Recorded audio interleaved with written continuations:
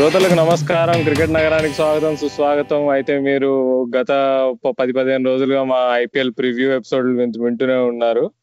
ఇక చూస్తూనే ఐదు నెలల నుంచి మనం వెయిట్ చేస్తున్న టైం రానే వచ్చింది. ఐపీఎల్ సీజన్ స్టార్ట్ అవ్వబోతోంది 2020లో. అయితే ఈ రోజు మనతో కబుర్లు చెప్పుకోవడానికి ఒక ముఖ్య అతిథిని ఆహ్వానించాము, బొడ్డపాటి సందీప్ కుమార్. మీరు ఆయన వీడియోస్ చూసుంటారు, క్రికెట్ కి సంబంధించి, స్పోర్ట్స్ కి సంబంధించి, eagle media works, eagle sports channels లో, యూట్యూబ్ లో. హాయ్ సందీప్, ఎలా ఉన్నారు? Hi Rahul, I'm good. ఎలా ఉన్నారు మీరు? Excellent. Gearing of for IPL అని చెప్పుకోవచ్చు. ఖచ్చితంగా చాలా రోజులు వెయిట్ చేసిన తర్వాత ఐపీఎల్ క్రికెట్ స్టార్ట్ అవుతోంది ఇంకా ఇంకొద్ది రోజుల్లో. సో ఎస్, ఎక్సైట్మెంట్ ఫుల్ గా.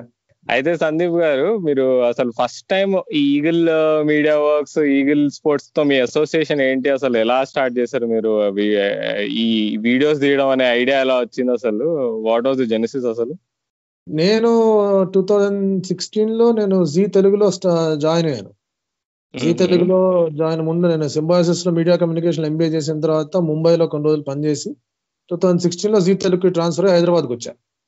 ఆ తర్వాత అక్కడి నుంచి ఒక 1 year పని చేస్తున్నప్పుడు అనిపించింది, స్పోర్ట్స్ కి సంబంధించి ఏమీ లేదు కదా, why don't we do videos, అది ఇది అనిపించింది. అప్పుడే ఆ జీ తెలుగు ఆఫీస్ పక్క బిల్డింగ్ లోనే ఈగిల్ మీడియా ఆఫీస్ ఉంది. అలా మాకు తెలిసిన ఒక ఫ్రెండ్ కి ఈగిల్ మీడియా అప్పుడే స్థాపించి అప్పుడే ఉన్న మా పార్ట్నర్ శ్రీనివాస్ గారు పరిచయం అంటే వెళ్ళి కలిసాం అన్నమాట. వెళ్ళి కలిస్తే అసలు ఏంటి, నార్మల్ గా ఏం చేస్తాను, ఏదో నార్మల్ గా ఏదో ఒక చిన్న వీడియో ఏదో చేసాం. ఆ తర్వాత మళ్ళీ ఐపీఎల్ లో వచ్చినప్పటికీ ప్లే ఆఫ్స్ 2017 ప్లే ఆఫ్స్, అప్పుడు Rising Pune Supergiant Mumbai Indians match, playoff match. ఆ మ్యాచ్ చేసుకుందాం, ఒకసారి చేసి చూద్దాం ఎలా ఉంటుంది ఏంటి అని చెప్పేసి ప్రయత్నం చేస్తే అది first video. 2017 play of was the first video. దానికి అప్పట్లో మాకు 1 lakh సబ్స్క్రైబర్స్ ఉన్నారు.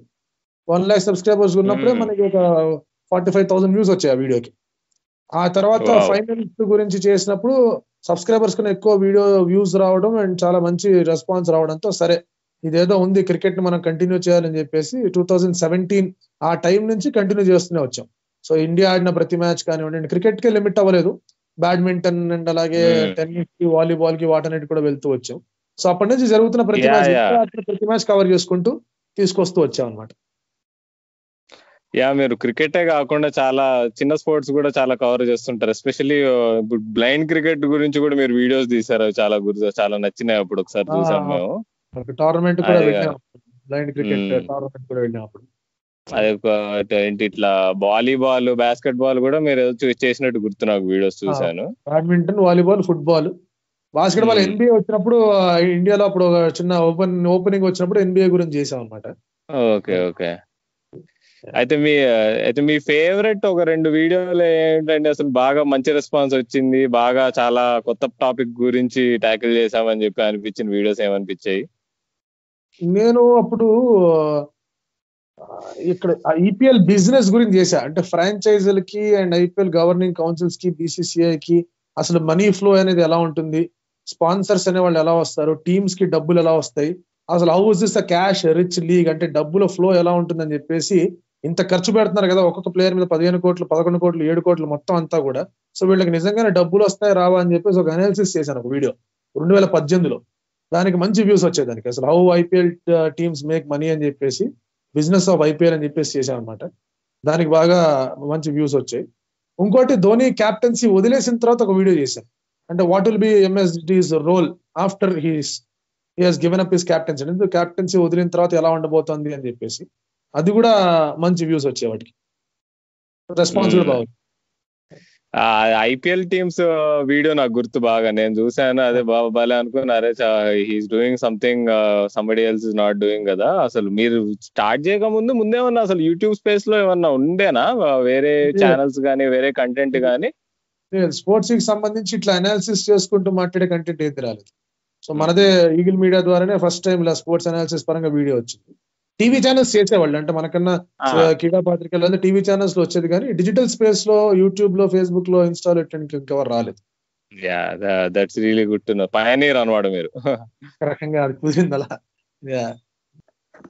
హాయ్ సందీప్ గారు, మీరు ఇందాక చెప్పినట్టు మీ జర్నీ చాలా ఇంట్రెస్టింగ్ ఉంది. అంటే ఇట్లా క్రికెట్ రిలేటెడ్ కంటెంటే కాకుండా సాధారణంగా ఎప్పుడు కూడా గేమ్స్ మీద ఫోకస్ చేయడం అనేది, అంటే ఎస్పెషల్లీ నేను ఇండియన్ పాయింట్ ఆఫ్ వ్యూలో మాట్లాడుతున్నా. నార్మల్గా 1-2 గేమ్స్ ఫాలో అవడం కొంచెం పర్వాలేదు. బట్ అన్ని గేమ్స్ మీద మీరు చాలా పట్టు ఉన్నట్టు తెలుస్తుంది. మేము మీ యూట్యూబ్ వీడియోలు అవి కూడా చాలా చూసాము. సో అన్ని గేమ్స్ మీద ఇంట్రెస్ట్ క్రియేట్ చేసుకుని ఇంత నాలెడ్జ్ ఇంప్రూవ్ చేసుకుని అలాగే వేరే స్కూల్స్లో అక్కడ ఇక్కడ కూడా మీరు చాలా మోటివేషనల్ స్పీచెస్ అవి కూడా చూసాము. సో సాధారణంగా ఇవన్నీ కూడా అంటే ఇప్పుడు ఇంటర్నెట్ అనేది ఒక అంటే ఎంత టాలెంట్ ఉన్న వాళ్ళకైనా సరే అవకాశం ఖచ్చితంగా ఇంటర్నెట్ ద్వారా ఇప్పుడు ఈరోజు యూట్యూబ్ అవ్వచ్చు, అలా డిఫరెంట్ ప్లాట్ఫామ్స్ ఉన్నాయి. సో ఈ మీరు ఇప్పటి వరకు ఉన్న జర్నీలో ఈ కన్సిస్టెన్సీ మెయింటైన్ చేయడానికి ఎక్కువ ఏ ఫ్యాక్టర్స్ ఉపయోగపడి అనుకుంటున్నారు? అంటే వీడియోస్ అవ్వచ్చు, అలాగే మీరు చేసే డిఫరెంట్ అదర్ వర్క్స్ కూడా అవ్వచ్చు. సో వీటన్నిటికీ బ్యాలెన్స్ ఇంపార్టెంట్. సో అది మీరు ఎలా మేనేజ్ చేస్తారో షేర్ చేసుకుంటే ఖచ్చితంగా మా లిసనర్స్ అందరూ కూడా దాని ద్వారా ఎంతో హెల్ప్ అవుతుంది. ఏంటంటే మనకి పెద్ద అడ్వాంటేజ్ ఏంటంటే మ్యాచెస్ ముందే షెడ్యూల్ అయిపోయి ఉంటాయి. మనకి సడన్ గా ఏదో వచ్చేసి మ్యాచ్ అనేది ఉండదు కాబట్టి ఆ షెడ్యూల్ ఆల్రెడీ ప్రీ ప్లాన్డ్ గా ఉంది మన దగ్గర. సో అదే మనకి చాలా మటుకు వర్క్ ఈజీ చేస్తుంది. అంటే రేపు మ్యాచ్ ఉంది అంటే డెఫినెట్లీ ఒక 2 days ముందు ఒక వీడియో లేదా ప్లేయర్ ఇంజూరీ అయ్యారంటే స్క్వాడ్ ఎలా ఉంది దాని గురించి మాట్లాడుకోవడం, మ్యాచ్ ముందు మాట్లాడుకోవడం, ఒక వీడియో ఎలా జరుగుతుంది ఏంటి అని. సో ఆ షెడ్యూల్ మనకి ముందే వచ్చేస్తుంది కాబట్టి దాని తాలూకా మనం కూడా టైం చేసుకుంటూ ఉండడమే. మిగతా అదర్ వర్క్స్ అంటారా, ఇప్పుడు ఈగిల్ మీడియా వర్క్స్ లో నేను వన్ ఆఫ్ ద పార్ట్నర్స్ ని, మిగతా వీడియోస్ కానీ అవి కూడా చూసుకుంటూ ఉన్నాం. సో ఇదే ఆఫీస్, మిగతా అన్ని వర్క్స్ అన్ని వదిలేసి దీన్ని ఆఫీస్ గా పెట్టుకొని ఒక టీమ్ ఆఫ్ 7 members తో నడిపిస్తూ ఉన్నాం ప్రస్తుతానికి. మనకి అప్సి కూడా హైదరాబాద్ లో ఆఫీస్ ఉంది. సో అక్కడ ఆ స్పేస్ తో నడిపించుకుంటూ మిగతా అదర్ కంటెంట్ అవి ఇవి చేసుకుంటూ ఉండడం. అండ్ ఒకసారి స్పోర్ట్స్ ఫీల్డ్ లో ఇవన్నీ వీడియోస్ అవన్నీ చేసుకుంటూ ఉన్నప్పుడు డెఫినెట్ గా కాంటాక్ట్స్ అవి ఇవి పెరుగుతూ రావడంతో ఏమవుతుందంటే మిగతా స్పోర్టింగ్ సర్కిల్స్ లో కూడా మనం ఈ బ్యాడ్మింటన్ క్లబ్స్ కానివ్వండి, లేకపోతే తర్వాత ఈ ఆర్చరీ క్లబ్స్ అనుకుని ఉంటాయి, ఫుట్బాల్ క్లబ్స్ అనుకుని ఉంటాయి, వాళ్ళ పరిచయాలు అవుతూ ఉంటారు. వాళ్ళ ద్వారా వాళ్ళ స్కెడ్యూల్స్ లేదా వాళ్ళ వర్క్స్ అవన్నీ కూడా తెలుస్తాయి కాబట్టి అప్పుడు మనకి ఈజీగా ప్లాన్ ఉంటుంది. అంటే సో బేసిక్లీ ఏంటంటే ఉన్న స్కెడ్యూల్స్ అలైన్ అవ్వడమే కాబట్టి it made my work really simple. మనమే స్కెడ్యూల్ ఇచ్చుకొని మనమే చేయాలంటే it becomes really tough. But ఉన్న స్కెడ్యూల్ ఉంది కాబట్టి అది చాలా చాలా హెల్ప్ అయిపోతుంది. అండ్ రీడింగ్ గురించి డెఫినెట్లీ మనం చాలా మ్యాచ్లు చూడడం, మ్యాచ్ల గురించి గుర్తుపెట్టుకుంటూ ఉండడం అండ్ రిఫర్ చేసుకుంటూ ఉండడం. అండ్ స్వతహాగా కూడా చిన్నప్పటి నుంచి స్పోర్ట్స్ ఆడుతూ వచ్చాయి కాబట్టి కొంతవరకు ఆ గ్రిప్ ఉండడం. More you watch the sports, more you listen to sports people, అది మనకి ఆల్రెడీ మనకి ఒక కైండ్ ఆఫ్ ఫ్లో అనేది అలవాటు అవుతుంది కాబట్టి అది అట్లా త్రూ ద ప్రాసెస్ అలవాటు అయిపోయింది. పెద్ద బ్రహ్మ విద్యలో నేనేం చేసింది ఏం లేదు. 2017 నుంచి మొదలు పెట్టుకుంటూ వచ్చాను. 2020 we're here going good as of now. మంచి పాయింట్స్ చెప్పారు సందీప్ గారు. అది మీరు చేసిన వీడియోలో సందీప్ అదేంటే ఒకసారి రాయుడు అప్పుడు ఎప్పుడైతే వరల్డ్ కప్ కి సెలెక్ట్ కాలేదో అప్పుడు వీడియో చేశారు కదా ఎమోషనల్ గా కొద్దిగా, అది మేము చూసి బాగా కనెక్ట్ అయ్యాం అనమాట. అప్పుడు హర్ష ఓగ్లే కూడా ఒక వీడియో చేశారు కానీ ఎందుకో మీ video it was more personal అనిపించింది. దానికి కారణం ఏమైనా ఉందా? కారణం ఏం లేదంటే ఇప్పుడు ఏమైందంటే చాలా నంబర్ 4 అనే ఒక స్పాట్ మీద చాలా డిబేట్లు జరిగిపోయాయి. నాకు అసలు అర్థం కాలేదనమాట. అంటే నంబర్ 4 అనే స్పాట్ ని ఎందుకు పెట్టారు, అంత స్పాట్ ఆఫ్ బాదరింగ్ లో పెట్టారు. అంత రెడీగా ఒక రాయుడు అనే ప్లేయర్ రెడీగా ఉన్నాడు, సరే ఫామ్ తక్కువ ఉన్నా కూడా బ్యాటింగ్ బాగానే చేస్తున్నాడు, అక్కడ కావాల్సిన ఇంగ్రీడియంట్స్ అన్ని తన దగ్గర ఉన్నాయి. సరే ఫీల్డింగ్ కొంచెం తక్కువ, బౌలింగ్ లో కొంచెం లేదు కాబట్టి విజయశంకర్ తీసుకున్నారు, ఆప్షన్ బాగానే ఉంది. కానీ రాయుడు ప్లేస్ లో విజయశంకర్ తీసుకోవాల్సిన అవసరం లేదు అని చెప్పేసి అప్పుడు దాని గురించి చెప్పాను అనమాట. అంటే బాగా టూ మచ్ గా డిబేట్ చేసి, టూ మచ్ గా ఎంఫసైజ్ చేసేసి అనవసరంగా ఆ రాయుడు ప్లేస్ ఏమన్నా ప్రాబ్లం అవుతుందా అని చెప్పేసి మీడియాకి ఇది చేసేసి మళ్ళీ దాన్ని నిజం చేసేసరికి కొంచెం ఎందుకు ఇది ఇంత జరిగింది అని చెప్పేసి చెప్పాను. దానికన్నా కూడా మళ్ళీ రాయుడిని సెలెక్ట్ చేయలేదు. అప్పుడు శిఖర్ ధవన్ ఇంజరీ అయిన తర్వాత మళ్ళీ మయాంక్ అగర్వాల్ ని తీసుకున్నప్పుడు అప్పుడు చెప్పా అసలు why doesn't it make sense now to call Rayudu for 1 match or 2 matches అని చెప్పేసి అప్పుడు కూడా 2-3 వీడియోలు చేశాను. సో అక్కడ ద హోల్ ప్రాపగాండా అనలేం కానీ the whole concept of projecting that number 4 position as దేవుడి పొజిషన్ లాగా ప్రొజెక్ట్ చేసి దాని మీద ప్రెషర్ పెట్టి ఆల్రెడీ ప్రెషర్ లో ఉన్న రాయుడిని ఇంకా కొంచెం మీడియా తరఫు నుంచి కూడా స్పెక్యులేట్ చేయడం, మన ప్రెషర్ దాకా తీసుకొచ్చి తన ప్లేస్ ఉంటుందా లేదా అని చెప్పి స్పెక్యులేషన్ లోకి తీసుకురావడం, ఇవన్నీ నచ్చక ఆ టైంలో ఆ వీడియో అట్లా చేశాను అనమాట. Okay, very nice. అది సందీప్ గారు ఇలా మీరు చెప్తున్నట్టు ఇప్పుడు అంబటి రాయుడు గురించి అవ్వచ్చు, అలాగే మొహమ్మద్ అజరుద్దీన్ మీద కూడా చాలా మంచి ఇంట్రెస్టింగ్ వీడియోస్ చేశారు మీరు. సో సాధారణంగా మనకి ఇష్టమైన క్రికెటర్స్ లేదంటే మనకి ఇష్టమైన టీమ్స్ గురించి మనం ఏదైనా డిస్కషన్ లో పార్టిసిపేట్ చేసినప్పుడు ఖచ్చితంగా కొంచెం ఎమోషనల్ ఫ్యాక్టర్ కూడా ఉంటది. సో ఈ ఎమోషనల్ ఫ్యాక్టర్ ని మీరు ఎలా సెపరేట్ చేసి అనాలిసిస్ చేస్తారు, కొంచెం వివరిస్తారు మాకు? అంటే ఇనిషియల్ గా కష్టమేదండి. ఇనిషియల్ గా నేను లక్ష్మణ్ గురించి చెప్పినప్పుడు కానీ లేదా ధోని గురించి చెప్పినప్పుడు కానీ కొంచెం బాగా ఇదిగా ఉండేది అనమాట. ఆ తర్వాత దెన్ మనం వీడియోస్ చేస్తున్న కొద్దీ మనమే రియలైజ్ అవుతాం, ఓకే ఫైన్, మనం జస్ట్ గేమ్ గురించి మాట్లాడాలి, మనం ఓన్లీ దీని గురించి మాట్లాడి నేను ఇప్పుడున్న రోల్ గురించి మాట్లాడాలి అని చెప్పేసి. ఇప్పుడు ధోని రిటైర్ అయినప్పుడు ఇట్స్ కంప్లీట్లీ ఎమోషనల్ వీడియో. మొన్న చేసినప్పుడు August 15th మొన్న ధోని రిటైర్ అయిన తర్వాత వెంటనే చేసిన video was completely emotional video. ఎందుకంటే వి న్యూ ఇంకా ధోనిని మనం బ్లూ కలర్స్ లో చూడలేము అని చెప్పేసి ఆ ఎమోషన్ ఆల్రెడీ ఉండింది కాబట్టి అక్కడ డిడ్ నాట్ కంట్రోల్. మామూలుగా ఏదన్నా ఎవరి గురించి చెప్తున్నప్పుడు కానివ్వండి, లేకపోతే ఇప్పుడు ఐపీఎల్ మనకంటూ ఏదో 2-3 ఫేవరెట్ టీంలు ఉంటాయి, వాళ్ళు ఆడుతున్నప్పుడు ఆ ఫేవరెట్ ఇది బయటపడకుండా ఉండడానికి కొంచెం జాగ్రత్తగా సబ్డ్యూ చేసుకుంటూ మాట్లాడుతూ ఉంటాం. అది ఇనిషియల్ గా ఫస్ట్ ఒక వీడియోస్ చేసినప్పుడు మనకు ప్రాబ్లం వచ్చింది.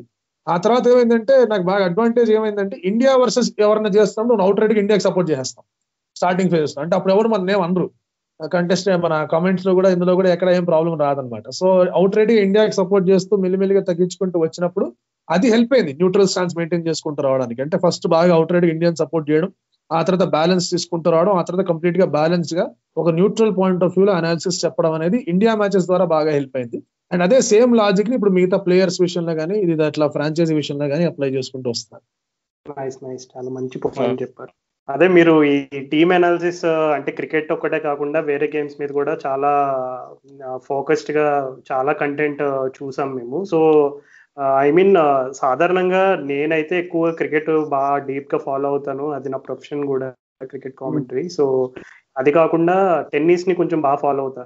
సో సందీప్ గారు చాలా మంది అంటే మనకి జనరల్ గా ఇప్పుడు ఆస్ట్రేలియా లాంటి కంట్రీలో ఉన్నటువంటి స్పోర్ట్స్ కల్చర్ అనేది ఇండియాలో ఇంకా లేదు. ఇప్పుడిప్పుడు కొంచెం అది ఇంప్రూవ్ అవుతుంది కానీ ఇంకా కంప్లీట్ గా వచ్చింది ఆ స్పోర్ట్స్ కల్చర్ చిల్డ్రన్ లో అని కూడా మనం చెప్పుకోలేము. కానీ డిఫరెంట్ గేమ్స్ మీద ఫోకస్ చేసి అన్ని గేమ్స్ మీద నాలెడ్జ్ ఇంప్రూవ్ చేసుకోవడం అనేది డెఫినెట్లీ ఒక విధంగా కొంచెం ఛాలెంజింగ్ విషయమే. ఎందుకంటే మనకు అప్బ్రింగింగ్ లో స్పోర్ట్స్ అనేది ఎక్కువగా పార్ట్ అయితే కాదు. ఎందుకంటే స్కూల్ స్టేజ్ నుంచి కూడా చాలా మంది అంటే చదువు మీద ఒక రకంగా ప్రెషర్ అవ్వచ్చు, లేదు వేరే విధంగా ప్రూవ్ చేసుకోవాలనేటట్టుగా ఒక టైప్ ఆఫ్ ఎక్స్టర్నల్ ప్రెషర్ అవ్వచ్చు.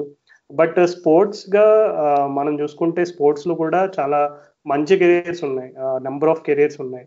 సో ఇట్లాంటి ఇండస్ట్రీలోకి ఎంటర్ అయ్యి ఇట్లాంటి ఇండస్ట్రీని ఎక్స్ప్లోర్ చేయాలంటే మెయిన్ అంటే ఇప్పుడు వస్తున్న ఐ మీన్ స్టూడెంట్స్ అవ్వచ్చు, ఇంకా ఎవరైనా ఇంట్రెస్ట్ ఉన్న వాళ్ళు ఈ ఫీల్డ్ లోకి రావాలనుకుంటే వాళ్ళకి మీరు చెప్పదలుచుకునే మెయిన్ పాయింట్స్ ఏంటి? ఫస్ట్ పాయింట్ చదవాలండి బాగా. Lot of sports articles, sports books చాలా ఉన్నాయి. ఏదన్నా మనం ఒకే స్పోర్ట్ మీద పెట్టుకొని కూర్చోవడానికి కష్టం అయిపోతుంది. అట్లీస్ట్ మనం ఒక 2-3 స్పోర్ట్స్ మీద మనకు మంచి నాలెడ్జ్, 2 స్పోర్ట్స్ మీద చాలా మంచి డెప్త్ నాలెడ్జ్ ఉండాలి, అండ్ ఒక స్పోర్ట్ మీద వర్కబుల్ నాలెడ్జ్ ఉండాలి, అంటే తెలిసిన నాలెడ్జ్ ఉండాలి. సో 3 స్పోర్ట్స్ మీద మనకు మంచి నాలెడ్జ్ ఉంటే స్పోర్ట్స్ జర్నలిస్ట్ కానివ్వండి లేదా వీడియో చేసుకోవడం కానీ బాగా హెల్ప్ అవుతుంది. ఇంకొక ఫ్యాక్టర్ ఏంటంటే మల్టీ లింగ్వల్ గా కూడా ఉండాలండి. అంటే మనం ఓన్లీ తెలుగుకో లేదా హిందీకో ఇంగ్లీష్కో పరిమితం అవ్వాలి. అసలు ఇంగ్లీష్ పక్కన పెట్టండి, తెలుగుకి అండ్ ఇంకేదన్నా ఒకవేళ హిందీ కొంతవరకు లాగగలిగితే హిందీ, లేదా ఇంగ్లీష్ కొంతవరకు లాగగలిగితే ఇంగ్లీష్. ఈ రెండు లాంగ్వేజెస్ లో అట్లీస్ట్ మనకి వర్కబుల్ ప్రొఫెషియన్సీ ఉండాలి, అండ్ 3 స్పోర్ట్స్ గురించి మనకి అవగాహన ఉండాలి. 2 స్పోర్ట్స్ గురించి క్షుణ్ణంగా, చాలా మందికి ఇండియాలో క్రికెట్ గురించి క్షుణ్ణంగా అవగాహన ఉంటుంది, మిగతా స్పోర్ట్స్ వచ్చేసరికి అంత అవగాహన ఉంటుంది. సో క్రికెట్ కాకుండా ఇంకొక స్పోర్ట్, సపోజ్ మీరు టెన్నిస్ అన్నారు, మీరు టెన్నిస్ లో ఏం జరుగుతుంది, యూఎస్ ఓపెన్ దగ్గర నుంచి జోకోవిచ్ ఎందుకు బయటకు వెళ్ళిపోయాడు, రూల్స్ గురించి మాట్లాడుకుంటూ నెక్స్ట్ ఫైనల్స్ లో మరి ఇప్పుడు ఎవరు గెలుస్తారు, థీమా జ్వరేవా అని చెప్పేసి దాని గురించి మాట్లాడగలిగే ఒక ఇది ఉండాలి. అట్ ద సేమ్ టైం వేరే ఇంకేదన్నా స్పోర్ట్, ఫుట్బాల్ కానివ్వండి, వాలీబాల్ కానివ్వండి, అసలు ఏం జరుగుతుంది, కార్నర్ అంటే ఏంటి, పెనాల్టీ అంటే ఏంటి, ఎప్పుడు ఏది వస్తుంది, రూల్స్ అంటే ఏంటి, ఇవి కొంచెం తెలుసుకోగలిగితే కనుక 3 స్పోర్ట్స్ మీద knowledge and lot of reading. మనం క్రికెట్ బజ్లు అట్లాంటివి ఉన్నాయి, అవి చదువుకోవచ్చు, లేదా బుక్స్ ఉన్నాయి, చాలా మంచి మంచి బుక్స్ రాసిన వాళ్ళు ఉన్నారు, అవి చదువుకోవచ్చు. అండ్ అలాగే మనకి వీడియోస్ చూస్తూ ఉండడం, అలాంటివి చేసుకోవచ్చు. వీటన్నిటి గురించి మనకి కొంచెం ఒక చదివిన నాలెడ్జ్ ఉంటే కనుక దాన్ని మనం మన లాంగ్వేజ్ లో మనం చెప్పుకోవచ్చు కాబట్టి అప్పుడు ఈజీగా ఉంటుంది. So to summit up 3 sports and minimum of 2 languages, 3 languages వస్తే మరీ మంచిది. అది ఉంటే స్పోర్ట్స్ ఫీల్డ్ లో మనం చాలా మటుకు రైటింగ్ లో కానివ్వండి, అనాలిసిస్ లో కానివ్వండి, లేదా ఆ స్పోర్ట్స్ జర్నలిజం తాలూకా విషయాల్లో కానివ్వండి మనం ముందుకు వెళ్ళడానికి ఈజీగా ఉంటుంది.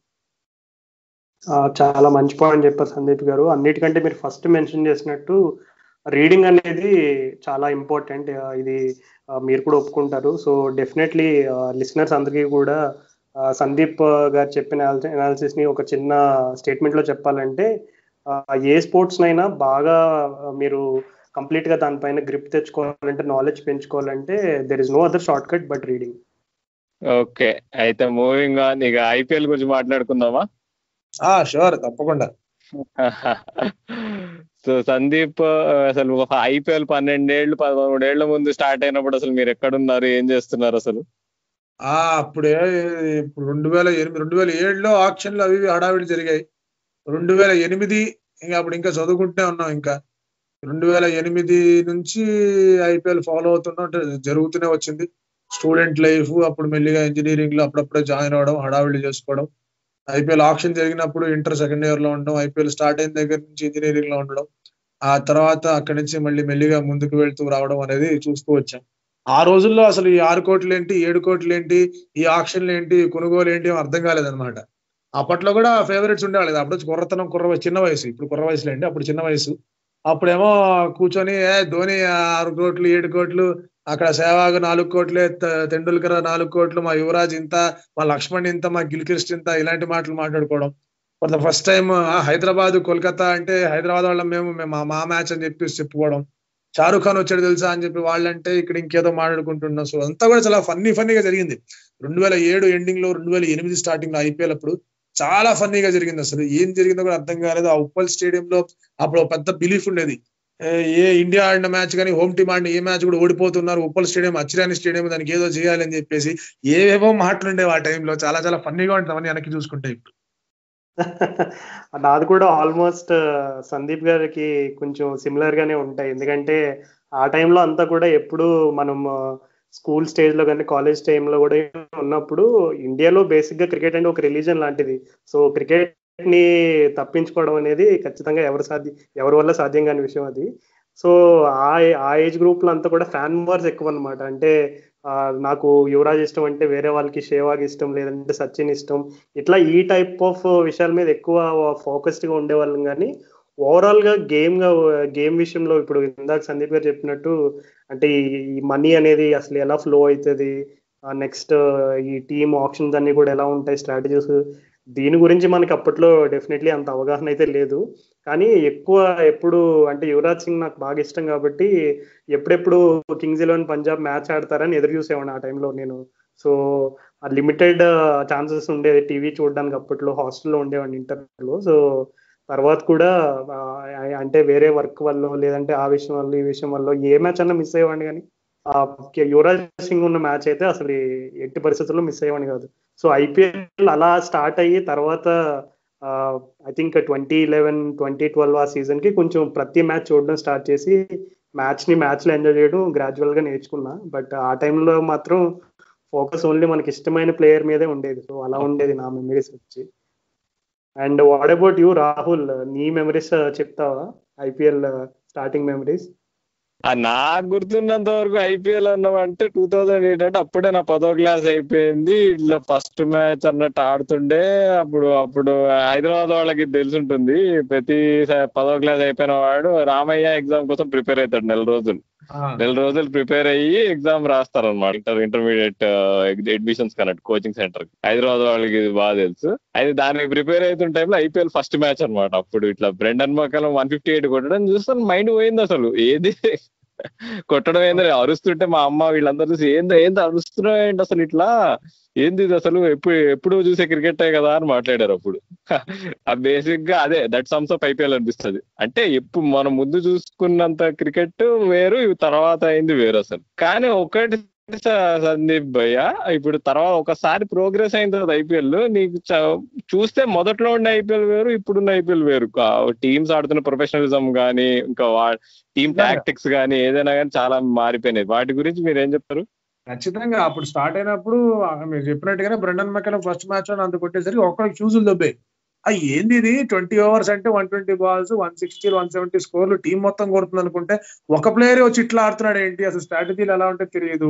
ఆ టైంలో మీరు ఆర్సీబీని చూస్తే కనుక Mark Boucher, Jacques Kallis, Rahul Dravid ఇలాంటి ప్లేయర్లు అందరూ ఉండేవాళ్ళు. వీళ్ళు T20 ఆడతారా అని డౌట్లు వస్తుండడం. రాజస్థాన్ రాయల్స్ లో ప్లేయర్లే లేరు. షేన్ వార్న్, తర్వాత మహమ్మద్ కేఫ్ తప్ప పెద్ద ప్లేయర్లు తెలిసిన వాళ్ళు ఎవరు లేరు. సోహెల్ తన్వీర్ అట్లాంటి వాళ్ళు ఉన్నారు. వాళ్ళేం గెలుస్తారు, వాళ్ళే ఛాంపియన్స్ అయిపోయారు. కింగ్స్ 11 పంజాబ్ లో అంత పెద్ద స్టాల్ వర్డ్స్ ఉన్నారు. మార్ష్ లాంటి ప్లేయర్లు ఉన్నారు, ఆ తర్వాత యువరాజ్ ఉన్నాడు, సంగకార లాంటి ప్లేయర్స్ ఆ తర్వాత అందరూ వచ్చారు. వాళ్ళు ఏం అవ్వట్లేదు. ఇక్కడేమో ఏబి డివిలియర్స్ వీళ్ళందరూ ఢిల్లీగా, సెహ్వాగ్, ఏబి డివిలియర్స్, గంభీర్ వీళ్ళందరూ ఢిల్లీకి, మెగ్రాత్ వీళ్ళందరూ ఢిల్లీగా ఆడుతున్నారు. ఇదేంటి ఈ టీం ఇలా ఉందనుకున్నారు. అసలు హైదరాబాద్ టీం చూస్తే డెక్కన్ చార్జర్స్ అప్పట్లో Shahid Afridi, Andrew Symonds, Adam Gilchrist ఇట్లాంటి ప్లేయర్లు అందరూ పెట్టుకుని మనం లాస్ట్ కి వచ్చాం ఆ టైంలో ఫస్ట్ సీజన్ లో. అసలు అప్పుడు అంటే T20 is a completely unpredictable game. ఇక్కడ పేర్ల మీద కాదు, ఇక్కడ టీం ఎంత స్ట్రాంగ్ గా ఉందని కాదు, ఆ మూమెంట్ లో ఏం జరుగుతుంది అంటే one moment can change things. ఒక బాల్ T20 స్వరూపాన్ని మార్చేస్తుంది. టెస్ట్ మ్యాచ్ లో ఒక సెషన్ గురించి మాట్లాడుకుంటాం, వన్ డే మ్యాచ్ లో ఒక పీరియడ్ గురించి మాట్లాడుకుంటాం, మిడిల్ ఓవర్స్ అంటాం, డెత్ ఓవర్స్ అంటాం, లేదా టాప్ అంటే ఇంకేదో అంటాం. T20 విషయానికి వచ్చేసరికి one single over can change the entire perspective of the match. In fact ఒక బాల్ మార్చేసే పరిస్థితులు కూడా కనిపిస్తుంటాయి T20లో. సో అంత క్విక్ పేస్ తో ఆ గేమ్ మూవ్ అవుతోంది, అంత బాగా మనకి ఇక్కడ అన్ప్రెడిక్టబిలిటీ అనేది కనిపిస్తూ ఉంది. సో ఎక్కడ కూడా వీళ్ళు చేస్తారు వాళ్ళు చేస్తారు అని ఏం మాట్లాడుకోవడానికి లేదు. సో అక్కడి నుంచి things have started. Okay, T20 అంటే ఇలా ఉండబోతోంది, T20 అంటే మనం ఏది నమ్మలేం, T20 అనగానే ఎప్పుడు ఏం జరుగుతుంది అనేది చాలా ఆసక్తిగా కూర్చోబెడుతుంది వ్యూవర్ ని. So 3 hours of completely unpredictability and అలాగే ఒక రకంగా చెప్పాలంటే ఆ యాక్షన్ అనేది ప్రతి బాల్ ఉంటుంది. Every ball is an event T20 cricket లో. సో అలాంటి దగ్గర నుంచి మెల్లిమెల్లిగా వస్తున్నప్పుడు ఇప్పుడు మనకి ఫేవరెట్స్ అండర్ డాగ్స్ అని చెప్పుకోవడానికి లేకుండా ఆ మ్యాచ్ ఆ పరిస్థితి చూసి గానీ మనకి ఏం జరుగుతుందో చెప్పలేని విషయానికి వచ్చిందంటే ఈ T20 సక్సెస్ కి కారణం ఏంటి అంటే గనక ఆ ప్రతి బాల్ ఒక ఈవెంట్ అయిపోయింది కాబట్టి, ప్రతి ప్లేయర్ ఎక్కడో అక్కడ ఏదో విధంగా మ్యాచ్ ని టర్న్ చేయగలడు కాబట్టి ఇది మనకి బాగా క్లిక్ అవడం. ఐపీఎల్ లో చాలా మంది టీమ్స్ నుంచి చాలా మంది ప్లేయర్స్ కలిసికట్టుగా ఆడుతూ ఎక్కడ ఏ మలుపు ఎప్పుడు తిరుగుతుందో అని ప్రతి ఒక్క మ్యాచ్ లో చూపిస్తూ ఉంది కాబట్టి 12 seasons అయినా కూడా 13th season 6 నెలలు పోస్ట్ పోన్ అయినా కూడా మనం ఇంతే ఆసక్తిగా ఎదురు చూస్తున్నాం. అవును సందీప్ గారు, సాధారణంగా సందీప్ భయ్య మీరు చెప్పినట్టే క్రికెట్ లో జనరల్ గా ప్రతి బాల్ కూడా అంటే T20 క్రికెట్ లో especially every ball is an event అన్నట్టుగా చెప్తారు. అండ్ ఇప్పుడు ఈ సీజన్ మనం చూసుకుంటే ఇప్పుడు ప్రజెంట్ సీజన్ లో క్రౌడ్ లేకుండా ఆడాల్సిన పరిస్థితి ఉంది. అంటే సాధారణంగా ఎప్పుడు కూడా క్రౌడ్ అనేది ఒక ఎక్స్ట్రా సపోర్ట్, అంటే 12th మ్యాన్ లాగా, అంటే ఆ క్రౌడ్ సపోర్ట్ అనేది ఐపీఎల్ లో కూడా ఒక మెయిన్ క్రూషియల్ పార్ట్ అయింది. సో ఈ సీజన్ లో క్రౌడ్ లేకుండా ఆడడం అనేది బిగ్ ప్లేయర్స్ కావచ్చు, అప్కమింగ్ ప్లేయర్స్, ఎలాంటి ప్లేయర్స్ కైనా ఒక ఛాలెంజ్ లానే చెప్పుకోవాలి. సో ఈ టైప్ ఆఫ్ సిచ్యువేషన్ లో ప్లేయర్స్ మైండ్ సెట్ ఎలా ఉంటుంది అనుకుంటున్నారు? అలాగే ఈ క్రౌడ్ లేకపోవడం వల్ల ఏ ఏ విషయాలు ఎక్కువ ఇంపాక్ట్ చూడొచ్చు మనం? క్రౌడ్ లేకపోవడంతో యంగ్స్టర్స్ ఎవరైతే ఉన్నారో, అండర్ 19 ప్లేయర్స్ కానీ అన్క్యాప్డ్ ప్లేయర్స్ కానీ ఎవరైతే ఉంటారో వాళ్ళందరికీ చాలా చాలా పెద్ద అడ్వాంటేజ్. ఎందుకంటే వాళ్ళకి ఆ ప్రెషర్ లేదు. క్రౌడ్ నాయిస్ అనేది ఎంత ప్రెషర్ క్రియేట్ చేస్తుందో ఒక ప్లేయర్ గా మనకి క్లియర్ కట్ అర్థమైపోతుంది. సో క్రౌడ్ ఎవరు లేనప్పుడు ఇప్పుడు ఇక్కడ చాలా మంది ప్లేయర్స్ ఉన్నారు. అనుకూల్ రాయ్ లాంటి ప్లేయర్స్ ఉన్నారు, ఆ తర్వాత విరాట్ సింగ్ లాంటి ప్లేయర్స్ ఉన్నారు, ఆ తర్వాత మనకి మళ్ళీ అక్కడ యశస్వి జైస్వాల్ లాంటి ప్లేయర్స్ ఉన్నారు. వీళ్ళందరికీ కూడా పెద్ద అడ్వాంటేజ్. సమద్ లాంటి players, SRH especially Abhishek Sharma లాంటి ప్లేయర్స్, అండ్ అలాగే వేరే సిఎస్కే అటువంటి వాటిలో చూసుకుంటే కనుక ఋతురాజ్ గైక్వాడ్ లాంటి ప్లేయర్స్, వీళ్ళందరికీ కూడా చాలా దేవదత్ పడికల్ ఆర్సీబీ నుంచి పెద్ద అడ్వాంటేజ్. శుభ్మన్ గిల్ కి, Nitish Rana of course is in to the picture అనుకోండి. శుభ్మన్ గిల్ లాంటి ప్లేయర్స్ కి, కమలేష్ నగర్కోటి లాంటి ప్లేయర్స్ కి, వీళ్ళందరికీ కూడా చాలా పెద్ద ప్లస్ అది. అంటే ఆ ప్రెషర్ ఫ్రమ్ ద క్రౌడ్ అనేది ఉండదు, ఆ బూయింగ్ అనేది ఉండదు, అండ్ అలాగే వాళ్ళందరి ముందు నేను ఏమైనా చేశానన్న ఆలోచన ఉండదు. సో వాళ్ళకి easy. And at the same time వాళ్ళు ఆడే డొమెస్టిక్ లెవెల్లో కూడా క్రౌడ్స్ ఎవరు ఉండరు. సో వాళ్ళకి పెద్దగా ఒక రకంగా చెప్పుకోవాలంటే డీవియేషన్ కనిపించదు, వాళ్ళు ఎక్స్పెక్ట్ చేసిన దానికో లేకపోతే వాళ్ళు ఎక్స్పీరియన్స్ చేసిన దానికో. అట్ ద సేమ్ టైం ఆ ప్రెషర్ కూడా ఉండదు. ఫ్యాక్టర్ ఎక్కడ అవుతుందంటే క్రౌడ్స్ కి ఆడి అలవాటు పడిన వాళ్ళు, క్రౌడ్ స్ట్రెంత్ ని యూజ్ చేసుకుంటూ ప్రెషర్ క్రియేట్ చేసేవాళ్ళు. For example franchises like MI, CSK, RCB, ఇవన్నీ కూడా స్ట్రాంగ్ క్రౌడ్ ఫ్యాన్ ఫాలోయింగ్ ఉన్న ఫ్రాంచైజెస్ ఇవన్నీ. Kolkata Knight Riders 4 franchises are strongest in terms of getting the fans to cheer for them.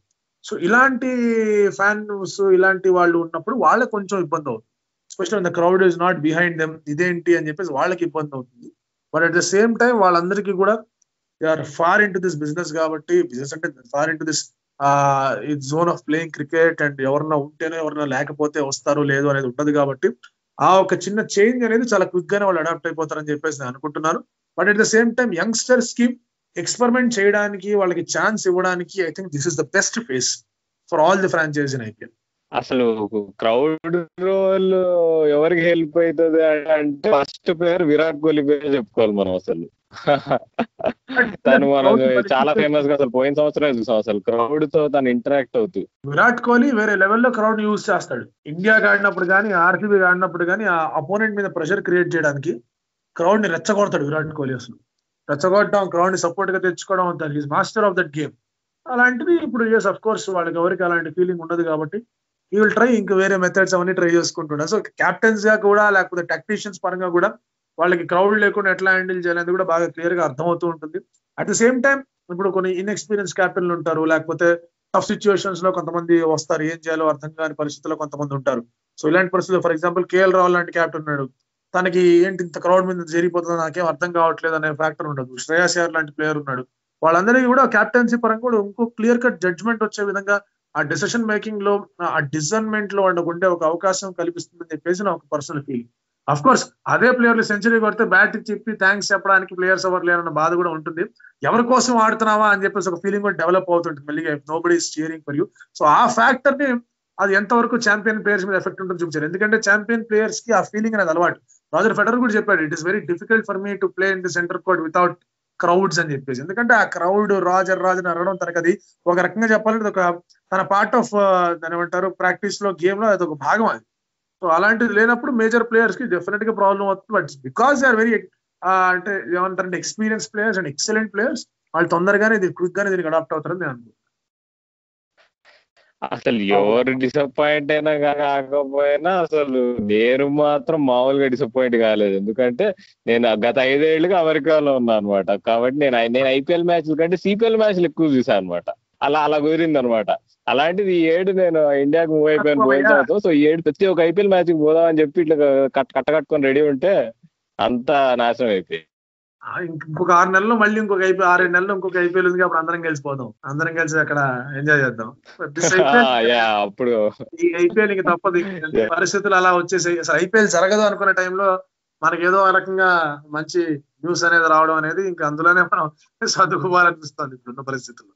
But next season IPL అందరం కలిసి ఖచ్చితంగా పోయి goal చేద్దాం Uppal stadium అందరం కలిసి వెళ్దాం. ఇందాక మీరు చాలా ఇంట్రెస్టింగ్ పాయింట్ చెప్పారు. అంటే especially youngsters and promising talents franchises లో ఉన్న వాళ్ళకి ఇది ఒక మంచి అవకాశంగా చెప్పారు. అంటే ఆ క్రౌడ్ ఉండడం వల్ల ఉండేటువంటి ఆ ఇన్ఫ్లుయెన్స్ అవ్వచ్చు, ప్రెషర్ అవ్వచ్చు, అది డెఫినెట్లీ అది ఒక విధంగా చెప్పాలంటే ఇంగ్లీష్ లో ఫ్రేజ్ వాడతారు, బ్లెస్సింగ్ ఇన్ డిస్గైజ్ అంటారు. సో ఒక విధంగా చెప్పాలంటే యంగ్స్టర్స్ అందరికీ కూడా ఒక రకంగా ఈ క్రౌడ్ లేకపోవడం అనేది ఒక రకంగా మంచిదని మీరు చెప్పారు. అండ్ చెప్తున్నప్పుడే చాలా నేమ్స్ మెన్షన్ చేశారు మీరు. ఇండియాలో సో ఉండే ఇప్పుడు యశస్వి జైస్వాల్ లాంటి అండర్-19 టాలెంట్స్ అవ్వచ్చు, చాలా మంచి నేమ్స్ మెన్షన్ చేశారు. సో ఫ్యూచర్ లో ఇండియా క్రికెట్ లో మనం ఎవరెవరిని స్టార్స్ గా చూసే అవకాశం ఉంది? ఎందుకంటే మీరు చాలా మంది ప్లేయర్స్ ని బాగానే ట్రాక్ చేశారు. సో ఫ్యూచర్ లో ఎస్పెషల్లీ ఇప్పుడు ఈ కమింగ్ సీజన్ లో ఎవరి పెర్ఫార్మెన్స్ ని మీరు చూడడానికి ఇంట్రెస్టింగ్ గా వెయిట్ చేస్తున్నారు? యంగ్స్టర్స్ అందరిలో కూడా నాకు బాగా అంటే ఇంపాక్ట్ క్రియేట్ చేసే ప్లేయర్ ఎవరినంటే నాకు ఎందుకో కమలేష్ నాగర్కోటి మీద మంచి ఇది ఉంది. తను 2018 ఐపీఎల్ కి పిక్ అయ్యాడు, యాంకిల్ ఇంజరీ వల్ల బయటకు వెళ్ళిపోయాడు. 2019 లో మళ్ళీ ఇంకేదో ఇంజరీ వల్ల బయటకు వెళ్ళిపోయాడు. So he's one player to watch out. Fast bowling వేయగలడు, యార్కర్స్ వేయగలడు and terrific fielder. Ravindra Jadeja, Virat Kohli league లో ఉండే ఫీల్డర్ తను. So if he gets matches, తన గనక కేకేఆర్ టీమ్ లో ఉన్నాడు, తనకు గనక మ్యాచ్లు వచ్చాయంటే గనక డెఫినెట్లీ అ స్టార్. తను వికెట్స్ పరంగా కానీ ఫీల్డింగ్ పరంగా కానీ definitely a star to watch out for. And hope తను ఇంకా ఫిట్ గా ఉండి అన్ని మ్యాచెస్ తనకి కనుక కోల్కతా యాజమాన్యం ఇచ్చిందంటే కనుక he is definitely one of the players to watch out. Devdutt Padikkal ఉన్నాడు, దేవదత్ పడికల్ ఇన్ ఆర్సీబీ. తను కూడా మొన్న జరిగిన మ్యాచెస్ అన్నింటిలో కూడా, డొమెస్టిక్ సీజన్స్ అన్నింటిలో కూడా చాలా బాగా ఆడాడు. సో దేవదత్ పడికల్ కి ఇచ్చే అవకాశాలు కూడా ఉన్నాయి. అక్కడ అఫ్ కోర్స్ కీపింగ్ ప్రాబ్లం ఉంది వాళ్ళకి. పార్థివ్ పటేల్ కీపింగ్ చేయాలంటే దేవదత్ పడికల్ కష్టం అవుతుంది ఆడడం. ఒకవేళ ఏబీ డివిలియర్స్ కీపింగ్ చేస్తారంటే ఖచ్చితంగా దేవదత్ పడికల్ కి ఆ ఛాన్స్ వస్తుంది. సో ఇలాంటి టైంలో Devdutt Padikkal is one of the batsmen. Yashasvi Jaiswal వీళ్ళందరూ యంగ్స్టర్, విరాట్ సింగ్ కానీ యశస్వి జైస్వాల్ వీళ్ళందరూ కూడా, ప్రియం గారు వీళ్ళందరూ చాలా యంగ్స్టర్స్. వాళ్ళు ఇంకొక 1 or 2 సీజన్స్ వాళ్ళకి పడాలి. ఇంకా 2-3 సీజన్లు ఆడితే అప్పుడు మంచి ఇది వస్తుంది వాళ్ళకి. జస్ట్ లైక్ ఎలాగైతే రిషబ్ పంత్ ఎలాగైతే వచ్చాడో 2 సీజన్లు ఆడిన తర్వాత okay fine he's in the league అని మనం అనుకున్నాము. అఫ్ కోర్స్ మళ్ళీ తర్వాత అవుట్ ఆఫ్ ఫామ్ వెళ్ళిపోవడం పక్కన పెడితే IPL is always in the league అని ఎలాగైతే అనుకున్నాము, వీళ్ళకి ఇంకొన్ని సీజన్లు పడాలి. Shubman Gill is one such person. తనకు కూడా ఒక మంచి ఇది ఉంది. శుభ్మన్ గిల్, పృథ్వీ షా వీళ్ళందరూ కూడా బాగా ఆడాల్సిన అవసరం ఉంది. అండ్ అలాగే ఇక్కడ రాహుల్ చహర్ లాంటి స్పిన్నర్ ఉన్నాడు, వాళ్ళ దగ్గర మంచి స్పిన్నర్ ఏమన్నా వచ్చే అవకాశాలు కనిపిస్తూ ఉన్నాయి. సుచీత్ అని ఒక స్పిన్నర్ ఉన్నాడు. సుచీత్ ని ఎట్లా అనిల్ కుంబ్లే హ్యాండిల్ చేసి నేర్పిస్తాడు అనేది చూసుకోవాల్సిన అవసరం ఉంది. సో ఇలాంటి ప్లేయర్స్ అందరూ కనిపిస్తున్నారు. అభిషేక్ శర్మ ప్రామిసింగ్ ఆల్రౌండర్ గా వస్తున్నాడు తను. సో తన దగ్గర నుంచి ఎట్లా ఉంది అని చెప్పి అందరు ప్లేయర్స్ ఉన్నారు. బట్ ఫర్ మీ మేజర్ గా అడగాలంటే కనుక కమలేష్ నాగర్కోటి అండ్ దేవదత్ పడికల్ వీళ్ళిద్దరి మీదే దృష్టి నేనైతే అనుకుంటున్నా. They will have a good IPL and they can do something అని చెప్పేసి. చాలా చక్కటి పాయింట్స్ అవి. అండ్ మీరు చెప్పిన ప్లేయర్స్ కూడా చాలా మంది ఖచ్చితంగా స్పార్క్ అయితే చూపించారు. అంటే ఫ్యూచర్లో ఇండియన్ రిప్రజెంట్ చేసే స్పార్క్ అయితే చూపించారు చాలా మంది. సో ఐపీఎల్లో ఎలాంటి వాళ్ళ పెర్ఫార్మెన్స్ ఎలా ఉంటుంది అనేది మనం ఇంకొన్ని రోజుల్లో చూడబోతున్నాం. అండ్ ఎస్పెషల్లీ ఇంకొక పాయింట్ ఏంటంటే చాలా మంది క్రికెటర్స్, అంటే ఇంటర్నేషనల్ క్రికెటర్స్, వాళ్ళు చాలా మంది కూడా వేరే లీగ్స్, ఇప్పుడు బిగ్ బ్యాష్ కానీ, సిపిఎల్ కానీ, పిఎస్ఎల్, ఇలా చాలా డిఫరెంట్ లీగ్స్ ఉన్నాయి. ఇప్పుడు ఆల్మోస్ట్ ప్రతి కంట్రీకి ఒక T20 లీగ్ లా ఉంది. సో కొంతమంది ప్లేయర్స్ని చూసుకుంటే, ఎస్పెషల్లీ ఇంగ్లాండ్ ప్లేయర్స్ అవ్వచ్చు, ఆస్ట్రేలియన్ ప్లేయర్స్ అవ్వచ్చు, వాళ్ళు వేరే లీగ్స్ లో ఓవర్ ద టాప్ అంటే సూపర్ పర్ఫామ్ చేస్తారు. చూస్తే వాళ్ళ అగ్రిగేట్ వచ్చేసి ఆల్మోస్ట్ 10 మ్యాచెస్ ఆడితే ఒక 6-7 50s అట్లా ఉండడం, ఇలాంటివన్నీ కూడా ఉంటాయి. కానీ ఐపీఎల్ లో వచ్చేసరికి చాలా మంది ప్లేయర్స్ అట్లా ఇంటర్నేషనల్ గా వేరే లీగ్స్ లో బాగా టాప్ గా పెర్ఫామ్ చేసిన వాళ్ళు ఐపీఎల్ లోకి వచ్చేసరికి వాళ్ళ రికార్డ్ చూస్తే కొంచెం దానికి ఆపోజిట్ గా ఉంటది. సో ఇట్లాంటి లిస్ట్ ఆఫ్ ప్లేయర్స్ మనం చూసుకుంటే చాలా మంది పేర్లు చెప్పుకోవచ్చు. సో దీనికి ముఖ్యంగా కారణాలు ఏమై ఉండొచ్చు అని అనుకుంటున్నారు మీరు? అంటే ఐపీఎల్ కి వేరే లీగ్స్ కి ఉన్న వ్యత్యాసం చెప్పుకోవాలంటే మెయిన్ ఏమేమి పాయింట్స్ గుర్తొస్తాయి? ఫారినర్స్ ఉండాలి, 7 ఇండియన్స్ ఉండాలి. అది ఫస్ట్ పాయింట్. దానివల్ల ఏమవుతుందంటే నలుగురు ఫారినర్స్ కి రోల్స్ అనేది క్లియర్ కట్ గా డిఫైన్ చేయాల్సిన అవసరం ఉంటుంది. మిగతా లీగ్ లో సిపిఎల్ కానీ అవన్నీ కానీ ఇవన్నీ కానీ ఆడుతుంటే అక్కడ డిఫరెంట్ రోల్స్ ఉంటాయి. అండ్ ఐపీఎల్ కి వచ్చేసరికి ఈ 7 and 4 కాంబినేషన్ ఉంది కాబట్టి వాళ్ళ రోల్స్ చేంజ్ అయిపోతూ ఉంటాయి. ఇప్పుడు మీరు కైరన్ పోలాండ్ తీసుకుంటే ట్రిన్బాగో ఆడినప్పుడు బాగానే ఆడతాడు, ముంబై ఇండియన్స్ ఆడినప్పుడు బాగానే ఆడతాడు. ఎందుకంటే same role, you have to bowl 2 to 3 overs and bat well and finish things off. Dwayne Bravo, Trinbago 4 సార్లు ఛాంపియన్షిప్ గెలిచాడు. చెన్నై సూపర్ కింగ్స్ ఆడినప్పుడు కూడా తన రోల్ అదే, డెత్ బౌలింగ్ వేయాలి అండ్ లాస్ట్ లో ఫినిష్ చేసుకుంటూ రావాలి. ఫాఫ్ డూప్లెసీ ఎక్కడికి వెళ్ళినా కూడా ఏదో టాప్ ఆర్డర్ ఆడాలి లేదా మిడిల్ ఆర్డర్ ఆడాలి. సో ఎక్కడికి వెళ్ళినా కూడా తన రోల్స్ అవన్నీ కూడా సేమ్ గానే ఉంటాయి. సో ఇలాంటి పరిస్థితులు ఉన్నప్పుడు మనకేంటంటే రోల్స్ సిమిలర్ గా ఉంటే ఈజీ. ఒక చోట ఓపెనింగ్ చేయాలి, ఇంకొక చోట మిడిల్ ఆర్డర్ లో ఆడాలి అన్నప్పుడు ప్రాబ్లమ్స్ వస్తాయి. అలాగే ఒక చోట డెత్ బాల్ బౌలింగ్ వేయాలి, ఇంకో చోట మిడిల్ ఓవర్స్ లో బౌలింగ్ వేయాలంటే ఆ స్ట్రైక్ రేట్ లో సమస్యలు కనిపిస్తూ ఉంటాయి. సో మనకి ఏంటంటే standard of all the leagues చూసుకుంటే కనుక IPL is above everything. IPL తర్వాతే మిగతా దేశవాళీ లీగ్లు వస్తాయి. మిగతా దేశవాళీ లీగ్ లో ఐపీఎల్ కొన్ని స్టిపులేషన్స్, కండిషన్స్ లేవు. అట్ ద సేమ్ టైం అంతమంది ప్లేయర్లు అంతగా వచ్చి ఇలాంటి పిచ్చుల మీద ఇలాంటి పరిస్థితులు ఆడిన సందర్భాలు కూడా లేవు. మనం 4 ఫారినర్స్ గురించి మాట్లాడుకుంటాం కానీ టీంలో 7 ఇండియన్స్ ఉన్నారు. ఆ 7 ఇండియన్స్ కి బడావా ఇచ్చుకుంటూనో లేకపోతే సపోర్ట్ చేసుకుంటూ 4 ఫారినర్స్ వాళ్ళ రోల్స్ లో ఒదిగిపోయి ఉండాలి అనేది కష్టం అవుతూ ఉంటుంది. అందుకే కొన్ని మిస్ మ్యాచ్లు చూస్తూ ఉంటాం. బట్ అదర్వైజ్ వేరే లీగ్స్ లో అదే పొజిషన్. రషీద్ ఖాన్ ఉన్నాడు, తన ఉన్న లీగ్లన్నీ ఆడుతూ ఉంటాడు. అక్కడ ఎట్లాగైతే ఆడాడో మన సన్ రైజర్స్ హైదరాబాద్ కూడా సేమ్ రోల్, సేమ్ పర్ఫార్మెన్స్. అందుకే తన దగ్గర మంచి పర్ఫార్మెన్స్ కనిపిస్తూ ఉంటాయి. సో ఇలాంటివి మనం చాలా జాగ్రత్తగా చూసుకొని మనం పిక్ చేసుకోవాల్సిన అవసరం ఉంది. అండ్ అవి ఫ్రాంచైజ్ అవే ఆలోచించుకోవాలి, వాళ్ళకి ఎక్కడ ఏ ప్లేయర్ కావాలి, ఆ రోల్ లోనే ఆ ప్లేయర్ మిగతా చోట్ల పర్ఫామ్ చేస్తాడా లేదా అని కనుక్కుంటే కనుక things will become very very. అందుకే మనం వ్యత్యాసం. సరైన పాయింట్ చెప్పారు భయ్య మీరు. అసలు ఇది వరకు చూసుకుంటాం మనము ఐపీఎల్ మొదటి హాఫ్ లో, అంటే 2012, 2013 టైంలలో కూడా ఎక్కువగా కోచెస్ ఆస్ట్రేలియా వాళ్ళు ఉండడం వల్ల ఎక్కువగా బిగ్ బ్యాష్ లో ఎవరైనా మంచిగా ఆడితే వాళ్ళని తీసేసుకునేవాళ్ళు గుడ్డిగా. అసలు అది ఇది మొన్నటి వరకు కూడా అయింది. డార్సీ షాట్ లాంటి ప్లేయర్స్ ను కూడా అసలు బ్లైండ్ గా ఓకే బీబీఎల్ లో బాగా ఆడుతున్నాడు కదా కాబట్టి ఇక్కడ తెచ్చేసుకుందాం ఐపీఎల్ లోకి అని చెప్పి బాగా భారీగా పైసలు ఇచ్చి మరీ తెచ్చుకుంటాం మనం. కానీ అట్లా తెచ్చుకున్నా గానీ ప్లేయర్స్ ఫెయిల్ అవ్వడం చూసారు. కాబట్టి ఇప్పుడు జరగడం తగ్గిపోయింది. గత 2 ఏళ్ళు 3 ఏళ్ళ నుంచి అయితే ఆ పని చేయట్లేదు. టీమ్స్ ఇక ఎవాల్వ్ అయినాయని చెప్పుకోవచ్చు ఒక రకంగా. వికాసం చెంది ఇక వాళ్ళు ఓకే ఇండియన్ ప్లేయర్స్ ఇంకా ముఖ్యం ఫారెన్ ప్లేయర్స్ కంటే అని రిలీజ్ అయ్యారు. ఇప్పుడు మలింగా, రషీద్ ఖాన్ ఇట్లాంటి ప్లేయర్స్ తప్ప నీకు ఫారెన్ ప్లేయర్స్ సోల్లీ వచ్చి నిన్ను ఇంపాక్ట్ చేసేవాళ్ళు చాలా తక్కువే వాస్తవానికి చూసుకుంటే. అందరూ ఏదర్ రోల్ ప్లేయర్స్ ఉంటారు ఆర్ ఇట్లాంటి ఫుల్ ఇంపాక్ట్ ప్లేయర్స్ ఉంటారు. ఏబీ డివిలియర్స్ లేదా అప్పుడు ఆ స్టార్టింగ్ లో ఆడమ్ గిల్క్రిస్ట్ లాంటి ప్లేయర్స్ ఫారెన్ నుంచి, తర్వాత ఏబీ డివిలియర్స్ లాంటి ప్లేయర్లు, రషీద్ ఖాన్ లాంటి ప్లేయర్లు, మలింగా మీరు అన్నట్టు ఇట్లాంటి ప్లేయర్లే ఉన్నారు. కానీ మీరు అబ్జర్వ్ చేసుకుంటే చాలా చాలా కీ రోల్స్ ప్లే చేసే ప్లేయర్స్ నోట్ కూడా అవ్వరు. ఫర్ ఎగ్జాంపుల్ ఇప్పుడు మనకి ఈ కింగ్స్ 11 పంజాబ్ తీసుకున్నా లేకపోతే రాజస్థాన్ రాయల్స్ తీసుకున్నా చాలా మంది ఫారినర్స్ వస్తారు, చిన్న రోల్ ప్లే చేసి వెళ్ళిపోతారు. ఇప్పుడు ఆండ్రూ టై ఉన్నాడు, కింగ్స్ 11 పంజాబ్ అప్పట్లో బాగా చేశాడు, తన రోల్ ప్లే చేసుకొని వెళ్ళిపోయాడు. అట్ ద సేమ్ టైం మనకి సన్ రైజర్స్ హైదరాబాద్ లో కూడా బులీ స్టాన్లే అనే ప్లేయర్ వచ్చాడు. అన్ని మ్యాచ్ ఆడకపోయినా కూడా he was there for his role, కానీ ఆడేసి వెళ్ళిపోవడం చూస్తూ వచ్చాము. చెన్నై సూపర్ కింగ్స్ లో అంటే ప్లేయర్లు బొచ్చడం మంది ఉన్నారు. ఫారెన్ ప్లేయర్స్ అందరూ వస్తారు, వాళ్ళు రోల్ పర్ఫామ్ చేస్తారు, తర్వాత పక్కన కూర్చుంటారు. సో యాజ్ దే ప్రోగ్రెస్ వాళ్ళ ఫ్రాంచైజీస్ తో వాళ్ళ జర్నీ పెరుగుతూ వస్తుంది, ఎక్కువ మ్యాచ్లు ఆడుతున్నారంటే అప్పుడు వాళ్ళ ఇంపాక్ట్ అనేది జనాలు నోటీస్ అవుతూ ఉంటారు. కానీ team always knows the role. And ఇన్ని దేశవాళీ లీగ్లు ఇన్ని వచ్చేసే అన్న ప్లేయర్స్ అన్ని చోట్ల ఆడుతున్నారు కాబట్టి థింక్ ట్యాంక్స్ ఎవరైతే ఉంటారో, ఆలోచించి డిసిషన్ తీసుకునే వాళ్ళు ఎవరైతే ఉంటారో, టీం కూర్పుని ఇప్పటిదాకా జరిగిన ఆప్షన్స్ అన్నిట్లో కూడా కంపేర్ చేసుకుంటే all teams have exceedingly performed well in the last option. ప్రతి ఒక్కరు కూడా వాళ్ళ రిక్వైర్మెంట్ ఏంటి, మాకు కావాల్సిన ప్లేయర్ ఏంటి, తన ముందు ఎక్కడ ఆడుతున్నాడు, ఏ పొజిషన్ లో ఆడుతున్నాడు మొత్తం అంతా గమనించి 2019 ఆప్షన్ లో సెలెక్ట్ చేసుకున్నారు players. So 2019 option is one of the best, in fact the best option that teams have gone in for. అయితే ప్లేయర్స్ గురించి మాట్లాడుకుంటున్నాము. అయితే ముఖ్యంగా ఈసారి మిస్సింగ్ ప్లేయర్స్ ఎవరైతే ఉన్నారో వాళ్ళు అసలు లేకపోవడంతో అసలు ఐపీఎల్ ఎలా ఉంటుంది అంటారు? ఇప్పుడు సురేష్ రైనా లేకుండా ఐపీఎల్ అంటే అసలు ఊహించుకోవడం చాలా కష్టం అసలు, ముఖ్యంగా సిఎస్కే ఫ్యాన్స్ కి. నేను షాక్ అయ్యా, Raina pulled out of IPL. నేనైతే షాక్ అయ్యా, ఎందుకంటే తను రెండు నెలల నుంచి ట్రైనింగ్ చేసుకుంటున్నాడు, మొదలు పెట్టాడు, ఎవ్రీథింగ్ వాస్ పిక్చర్ పర్ఫెక్ట్. మళ్ళీ చెన్నై క్యాంప్ కి వెళ్ళారు, అంతా బాగానే ఉన్నారు, అందరు కలిసి దుబాయ్ వెళ్ళారు. సరే రిటైర్మెంట్ కూడా అనౌన్స్ చేశాడు. మళ్ళీ పర్సనల్ రీజన్స్ అండ్ అలాగే వాళ్ళ ఫ్యామిలీలో జరిగింది ఏదైతే ఉందో అవన్నీ కూడా సురేష్ రైనా రావడం అనేది ఒక పెద్ద బ్లో. అంటే సిఎస్కే కి పెద్ద బ్లో, ఐపీఎల్ కి పెద్ద బ్లోనే.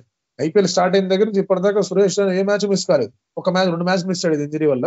బట్ అదర్వైజ్ ప్రతి టోర్నమెంట్ లో కూడా తన ప్రెసెన్స్ అనేది చాలా కరెక్ట్ గా ఉంది, పిక్చర్ పర్ఫెక్ట్ గా ఉంది, హైయెస్ట్ రన్ గెటర్ గా ఉన్నాడు, మిస్టర్ ఐపీఎల్ అనే ట్యాగ్ పెట్టుకున్నాడు. సురేష్ రైనా లేకపోవడం డెఫినెట్లీ సిఎస్కే కి పెద్ద ప్రాబ్లమే. వాళ్ళు దానివల్ల రీప్లేస్మెంట్స్ అనేది వాళ్ళ టీంలో ఉన్నారు రీప్లేస్మెంట్స్ అని, కానీ సురేష్ రైనా వాయిడ్ ని ఫిల్ చేయగలరా అనేది కొంచెం డౌట్. సిఎస్కే వీడియో కూడా చేశాను మన ఛానల్లో. They will have to go to some experience players ఏమన్నా పెట్టుకోవాలి. సో తన లేకపోవడంతో ఫ్యాఫ్ డు ప్లెసీ అండ్ వాట్సన్ ఇద్దరిని టాప్ ఆర్డర్ లో పెట్టి, రాయడ్ ని 1 డౌన్ పెట్టి, ఆ తర్వాత బౌలింగ్ లో చిన్నపాటి కాంప్రమైజ్ చేసుకొని ఓన్లీ ఇండియన్స్ తో వెళ్ళి, సో ఇలాంటి కొన్ని కూర్పుల్లో అడ్జస్ట్మెంట్ చేసుకోవాల్సిన అవసరం ఉంది. At the same time Malinga లేడు ఈ సీజన్ లో.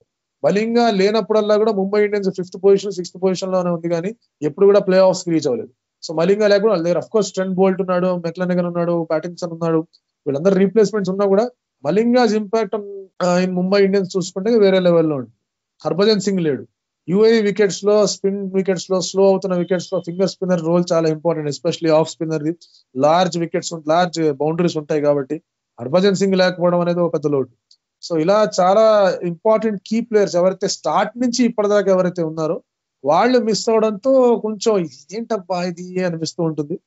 అదర్వైజ్ అంతే, ఏం చేయలేదు. వాళ్ళకి రీప్లేస్మెంట్స్ ఉన్నారు, మరి ఎంతవరకు పర్ఫామ్ చేస్తారు, ఎంతవరకు ప్రాబ్లమ్స్ వస్తాయి, ఎంతవరకు టీమ్స్ అడ్జస్ట్ అవుతారని చూడడం కూడా మనందరికి ఒక టాకింగ్ పాయింట్ అయిపోయింది. ఇప్పుడు రైనా చూసుకుంటే స్పెషల్ అపీరెన్స్ ఇచ్చేటట్టే ఉన్నాడు కదా అంటున్నాడు, మరి డైలాగులు అయితే ఇస్తున్నాడు కంబ్యాక్ అని. వస్తే బాగానే ఉంటుంది, వచ్చినా కూడా మళ్ళీ 1 రోజులు బబ్బులు, క్వారంటైన్ అవన్నీ కూడా ఉంటాయి. సో అవి కూడా తొందరగా తన డెసిషన్ తీసుకుని వెళ్తే అట్లీస్ట్ 6-7 మ్యాచ్లను ఆడి వాళ్ళు ప్లే ఆఫ్స్ కి వెళ్తే లాస్ట్ 2 మ్యాచ్లను ఆడడానికి అవకాశం ఉంటుంది. అది చూడాలి. అయితే ఇంకా ఎక్స్పెక్టేషన్స్ ఏంటి భయ్య అయితే ఈ సీజన్ అయితే? అయితే మీ అంచనాలో అయితే ఫైనలిస్ట్ ఎవరు అవుతారు, MVP ఎవరు అవుతారు అంటారు? ఇది చూడాలంటే ఇప్పుడు నాకు తెలిసినంత వరకు అయితే అన్ని టీమ్స్ వాళ్ళ స్ట్రెంగ్స్ కి తగ్గట్టుగానే ఉన్నాయి. బట్ ఆర్సీబీ వాళ్ళ స్ట్రెంగ్త్ ని పెంచుకుంది ఈ సీజన్ లో. కింగ్స్ 11 పంజాబ్ లో వాళ్ళకి కొన్ని ప్రాబ్లమ్స్ ఉన్నాయి. వాళ్ళకి బౌలింగ్ కంపేర్ చేసుకుంటే లేదా మిడిల్ ఆర్డర్ ఫినిషింగ్ కంపేర్ చేసుకుంటే వాళ్ళకి కొన్ని ప్రాబ్లమ్స్ ఉన్నాయి. బట్ వాళ్ళ టాప్ ఆర్డర్ ఇస్ డెఫినెట్లీ వేరే లెవెల్లో ఉంది. Rahul, Gayle, Maxwell, Nicholas Pooran ఇట్లాంటి వాళ్ళు ఆడారంటే కనుక అందరికి చుక్కలు కనిపించేస్తూ ఉంటాయి. బౌలింగ్ లో షెల్డన్ కాటర్ కూడా వాళ్ళ దగ్గర ఉండడంతో వాళ్ళ దగ్గర ఆ స్పిన్నింగ్ యూనిట్ లో కొంచెం ఇన్ఎక్స్పీరియన్స్ అనేది కనిపిస్తుంది. అండ్ ఆ ఫినిషింగ్ లో పూరాన్ తర్వాత ఇంకొక ప్లేయర్ వచ్చి ఫినిష్ చేయగలిగితే బాగుంటుంది. ఆ ప్లేయర్ లేకపోవడం, ఆ హాలో అనేది కనిపిస్తుంది అక్కడ. ఢిల్లీ క్యాపిటల్స్ లో టూ మచ్ రిసోర్సెస్ ఉన్నాయి, కానీ వాళ్ళు ఎంతవరకు టీం కూరుకుని పెట్టగలరు అనేది చూసుకుంటూ రావాలి. రాజస్థాన్ రాయల్స్ లో చాలా గ్యాప్స్ ఉన్నాయి. Sunrisers Hyderabad looking picture perfect, చాలా అద్భుతంగా సన్ రైజర్స్ హైదరాబాద్ టీం కనిపిస్తోంది. అఫ్ కోర్స్ మనకి ఇక్కడ మనీష్ పాండే, విజయ్ శంకర్ కొంచెం మిడిల్ ఆర్డర్ రెస్పాన్సిబిలిటీ తీసుకోవాలి. యంగ్స్టర్స్ ఉన్నారు కాబట్టి వాళ్ళకి అవకాశం ఇవ్వచ్చు. కేకేఆర్ ఇస్ లుకింగ్ ఆమినస్, అసలు వేరే లెవెల్లో ఉంది కేకేఆర్ స్క్వాడ్ అయితే. వాళ్ళ Eoin Morgan, Dinesh Karthik, Andre Russell, Nitish Rana వాళ్ళు కనుక 4, 5, 6, 7 లో ఆడారు. శుభ్మన్ గిల్, సునీల్ నారాయణ టాప్ లో ఆడారంటే కనుక బౌలింగ్ యూనిట్ కూడా బాగుంది, వాళ్ళు చాలా చక్కగా కనిపిస్తుంది. CSK they are having their problems, but then Dhoni ఉండడంతో అక్కడ మంచి స్క్వాడ్ ఉంది. ముంబై ఇండియన్స్ వాళ్ళ స్క్వాడ్ కనిపిస్తోంది. సో అందరికి ఏవో చిన్న ప్రాబ్లమ్స్ ఉన్నాయి, కానీ they're all fitting things in there. So maybe RCB will be the team that will surprise us this time. Maybe కొంచెం స్ట్రాంగ్ గానే కంటెండర్ అవ్వచ్చు ప్లే ఆఫ్స్ స్పాట్ కి వెళ్ళడానికి. చెన్నై ప్లే ఆఫ్ స్పాట్ కి వెళ్ళిపోతుంది, ఆర్సీబీ వెళ్ళిపోతుంది. అండ్ మిగతా 2 స్పాట్లకి నాకు ఎందుకో ఇది మంచి ఫోర్స్ కనిపిస్తుంది. మిగతా 2 స్పాట్లకి Sunrisers Hyderabad, KKR and Punjab చాలా గట్టిగా పోటీ పడచ్చు. ముంబై అండ్ ఢిల్లీకి ఇష్యూస్ ఉన్నాయి. If they can sort it out it be good.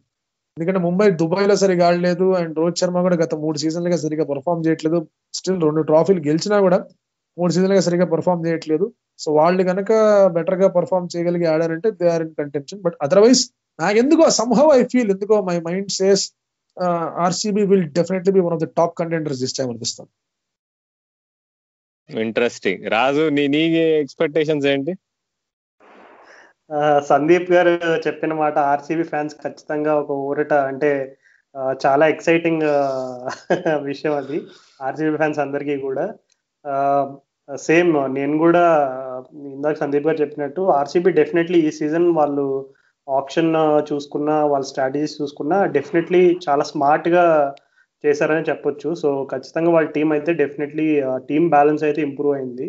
And నా ఫేవరెట్ టీం పర్సనల్ గా అయితే ఎస్ఆర్హెచ్. సో ఎస్ఆర్హెచ్ టీంలో మనం అంతకుముందు డిస్కస్ చేసుకున్నట్టు కూడా అంతకుముందు కొంచెం ఇంటర్నేషనల్ ఎక్స్పీరియన్స్ కొంచెం కొరతగా కనపడేది. అంటే వార్నర్, విలియమ్సన్ లాంటి ప్లేయర్స్ ఉన్నా ఈ మనీష్ పాండే అవ్వచ్చు, విజయ్ శంకర్ ఇట్లాంటి ప్లేయర్స్ ఇంటర్నేషనల్ ఎక్స్పోజర్ కొంచెం తక్కువ ఉన్నట్టు అనిపించేది. బట్ మనీష్ పాండే, విజయ్ శంకర్ ఇప్పుడు ఇండియాకి ఆడి అండ్ సెలక్షన్ కి ఫ్రింజెస్ లో ఉన్నారు కాబట్టి కొంచెం ఆ ఎక్స్పీరియన్స్ అనేది డెఫినెట్లీ తోడవుతుంది. ఎందుకంటే ప్రెజర్ సిచ్యువేషన్స్ లో ఎక్స్పీరియన్స్ అనేది చాలా ఉపయోగపడుతుంది. సో ప్రెజర్ సిచ్యువేషన్స్ లో ఈ మనీష్ పాండే అండ్ విజయ్ శంకర్ లాంటి ప్లేయర్స్ అయితే ఖచ్చితంగా ఇంప్రూవ్ పెర్ఫార్మెన్స్ చూస్తామని నేను అనుకుంటున్నా. ఇంకా వేరే టీమ్స్ చూసుకుంటే ముంబై ఇండియన్స్ అవ్వచ్చు, నెక్స్ట్ చెన్నై సూపర్ కింగ్స్ అవ్వచ్చు, వాళ్ళు ప్రతి టోర్నమెంట్ లోనూ వాళ్ళ టీం ఎలా ఉన్నా వాళ్ళ ఫేవరెట్స్ గానే చెప్పుకుంటారు ముంబై ఇండియన్స్ ని అండ్ చెన్నై సూపర్ కింగ్స్ ని. సో దానికి కారణాలు చాలా ఉన్నాయి. టీం ఒక్కటే కాదు, వాళ్ళ స్ట్రాటజీ అవ్వచ్చు, వాళ్ళ బ్యాక్గ్రౌండ్ స్టాఫ్ అవ్వచ్చు. సో డెఫినెట్లీ ఆ కాన్ఫిడెన్స్ లెవెల్స్ అయితే ఎప్పుడు కూడా ముంబైకి, సిఎస్కేకి అడ్వాంటేజ్. అండ్ వేరే టీమ్స్ చూసుకుంటే ఇంకా కింగ్స్ 11 అవ్వచ్చు, ఢిల్లీ డేర్డెవిల్స్ అవ్వచ్చు. సో టీంలో పవర్ హిట్టర్స్ అయితే ఉన్నారు. అండ్ ఢిల్లీ డేర్డెవిల్స్ లో అయితే డెఫినెట్లీ ఆ combination Shreyas Iyer and Ricky Ponting combination ఎలా వర్క్ అవుతుందో చూడడానికి చాలా ఇంట్రెస్టింగ్ గా వెయిట్ చేస్తున్నా. సో ఓవరాల్ గా చెప్పాలంటే ఈ సీజన్ ఖచ్చితంగా ఏదన్నా ఒక కొత్త టీం ఐపీఎల్, అంటే కొత్త టీం అంటే ఇంకా Delhi and Kings 11 and RCB. So ఈ మూడిట్ల మీద ఎక్కువ ఫోకస్ అయితే ఉంది. సో ఈ మూడిట్లో ఏ టీం అయినా గెలిస్తే ఐపీఎల్ కి మంచిదని నేను అనుకుంటున్నా. నా నా దృష్టిలో నేను ఆల్రెడీ ముందు మనం చేసిన ప్రివ్యూలో చెప్పాను అనుకుంటా, Kings 11 Punjab will be champion, runners up KKR అనుకుంటున్నాను నేను. సో ఫైనల్ కింగ్స్ 11 కేకేఆర్ ఉంటుంది, విన్నర్ కింగ్స్ 11 ఉంటారని నేను అనుకుంటున్నా. అదే నా ప్రిడిక్షన్. 2014 లో దుబాయ్ లో మ్యాచ్ జరిగినప్పుడు తర్వాత మళ్ళీ ఇండియాకి వచ్చినప్పుడు వాళ్ళిద్దరే finalist, Kings and Punjab and KKR గెలిచింది, కింగ్స్ 11 రన్నర్స్ అప్ గా ఉన్నారు. ఈసారి కింగ్స్ 11 ఉంది, మంచి లైన్అప్ కూడా ఉంది. అండ్ కొత్త టీం, కొత్త కోచ్, కొత్త leader. So definitely they have good chances there. నా దృష్టిలో అదే నికోలస్ పూరన్ MVP అవుతాడు అనుకుంటాను నేను. ఖచ్చితంగా ఛాన్స్ ఉంది. నికోలస్ పూరన్ మిడిల్ ఆర్డర్ లో కనుక బాగా ఫ్లరిష్ అయ్యంటే కనుక అదిరిపోద్ది నికోలస్ పూరన్ కి. అంటే నాకెందుకో MVP విషయానికి వచ్చేస్తే కనుక I somehow feel the president Mohammad Nabi ఈసారి ఏమైనా చేస్తాడో అనిపిస్తుంది. ఎందుకంటే పిచ్చెస్ బాగా కొంచెం స్పిన్ కి వాటికి కండ్యూసివ్ గా ఉన్నాయి అండ్ మిగతా లీగుల్లో ఎరగదీస్తాడు పర్ఫార్మెన్సెస్. సో ఇక్కడ పవర్ ప్లే లో 2 ఓవర్లు వేయడం, మిడిల్ ఓవర్స్ 2 ఓవర్లు వేయడం, 1-2 వికెట్లు తీయడం. తర్వాత నెంబర్ 5 లో ఎస్ఆర్హెచ్ కనుక if comes to bat, number 5 లో బ్యాటింగ్ చేసి ఒక 15-20 బాల్ ఆడి 30-35 కొట్టుకుంటూ వెళ్ళాడంటే కనుక he can become one of the most important players and the most valuable player కూడా అయిపోవచ్చేమో. సో నాకెందుకు నబీ అనిపిస్తుంది. So let's see. అంటే నబీ కరెక్టే కానీ నాకు ఎందుకో మరి ఆ పర్మనెంట్ ప్లేస్ ఉంటుందా 11 లో అనేది మనకు డౌట్. అసలు ఎస్ఆర్హెచ్ వాళ్ళు ఏ కాంబినేషన్ తో ఆడతారు? Ideally Nabi should be in. ఎందుకంటే ఇప్పుడు వార్నర్ బేర్స్ తో టీమ్ లోకి వచ్చేసారంటే రషీద్ ఖాన్ ఎదురుగి టీమ్ లో ఉంటాడు. సో ఆ పిచ్చెస్ కొంచెం స్లో లెవెల్లో ఉంటాయి, ఫినిషర్ కూడా కావాలి, బెల్టర్ కూడా కావాలి, మిడిల్ ఆర్డర్ కొంచెం వీక్ గా ఉంది కాబట్టి ఫేబియన్ ఆలన్ వర్సెస్ నబీ అనుకుంటే కనుక ఇప్పుడున్న పర్ఫార్మెన్సెస్ లో నబీ ఈస్ డూయింగ్ వెల్ అని నబీని తీసుకోవచ్చు. సో నబీ ఉంటే కనుక బెటర్ గా ఉంటుంది. సో నబీ ఉంటే then he stands in contention. అయితే రాజు నీ MVP కంటెండర్ ఎవరు? నా MVP కంటెండర్ వచ్చి ఈసారి పిచ్ ని అంటే UAE కండిషన్ దృష్టిలో పెట్టుకుని చెప్తున్నా, ఖచ్చితంగా ఒక స్పిన్నింగ్ ఆల్రౌండర్కే వచ్చే అవకాశం అయితే ఎక్కువ ఉంది. అంటే ఇప్పుడు ఇందాక సందీప్ గారు చెప్పినట్టు మొహమ్మద్ నబీ లాంటి ప్లేయర్స్ అవ్వచ్చు, లేదంటే ఇంకా ఐ మీన్ ఇప్పుడు మన ఇండియా నుంచి రవీంద్ర జడేజా ఉన్నాడు. సో అంటే డెఫినెట్లీ అక్కడ స్పిన్ ఎక్కువ మేజర్ రోల్ ఉంటుంది కాబట్టి డెఫినెట్లీ బౌలింగ్ ఆల్రౌండర్స్కి ఇది ఒక విధంగా చెప్పాలంటే ఒక మంచి అవకాశం, అంటే ఆ ఎంవీపీగా ప్రూవ్ చేసుకోవడానికి. సో నా అంచనా ప్రకారం చెన్నై సూపర్ కింగ్స్ టీంలో నుంచి ఎవరో ఒకళ్ళు అయితే అయ్యే అవకాశం ఉంది. పర్టికులర్గా ఎవరని నేను చెప్పలేను. ఓకే, అయితే మనం 3 పిక్స్ విన్నర్ కి అయితే సందీప్ భాయ్ ఏమో ఆర్సీబీ అంటున్నాడు, నేనేమో కింగ్స్ లో అంటున్నా, రాజు నువ్వైతే ఎస్ఆర్హెచ్ అంటావా మరి? యాక్చువల్లీ ఐపీఎల్ కి మంచిది కొత్త టీము. పర్సనల్ గా అడిగితే నేను పర్సనల్ గా ఎస్ఆర్హెచ్ ని సపోర్ట్ చేస్తాను కాబట్టి ఎస్ఆర్హెచ్ కప్ కొట్టాలని కోరుకుంటున్నాను. సో చూడాలి. అంటే కాకపోతే కొంచెం బేర్స్టో ఫామ్ నాకు కొంచెం వర్రీగా ఉంది, ఎందుకంటే అతను రీసెంట్ గా కానీ అంటే ఇప్పుడు అతను ఆ టైంలో ఇండియా ఎస్ఆర్హెచ్ ఆడినప్పుడు ఇంగ్లాండ్ కి కొంచెం అంటే కంటిన్యూస్ గా అతని ప్లేస్ కి ఎక్కువ కాంపిటీషన్ ఉండేది కదా. ఇప్పుడు ఏంటంటే టెస్ట్ టీమ్ లో కూడా అతనికి ఛాన్స్ అంటే తక్కువ ఉన్నాయి. ఇప్పుడు టెస్ట్లో బేర్స్టో ఎంటర్ అవ్వడానికి కష్టం ఇప్పుడు, ఎందుకంటే బట్లర్ ఫామ్ లో వచ్చాడు. అలాగే వన్ డేస్ లో కూడా ఒక విధంగా చెప్పాలంటే కొంచెం అతని స్ట్రోక్ ప్లే అనేది కూడా కొంచెం లైట్ గా నాకు ఎందుకు కొంచెం వర్రీగా అనిపిస్తుంది. అంటే సేమ్ అదే రేంజ్ లో పర్ఫామ్ చేయగలరా లేదని నాకు కొంచెం భయంగా ఉంది. కాకపోతే ఎస్ఆర్హెచ్ ఫ్యాన్స్ కి ఇంకొక బెస్ట్ బ్యాకప్ ఆప్షన్ ఉంది, అది ఏంటంటే కేన్ విలియమ్సన్ ఉన్నాడు. సో ఆ ధైర్యంతో ఖచ్చితంగా ఎస్ఆర్హెచ్ ఫేవరెట్స్ అనే చెప్పుకోవచ్చు ఒక విధంగా.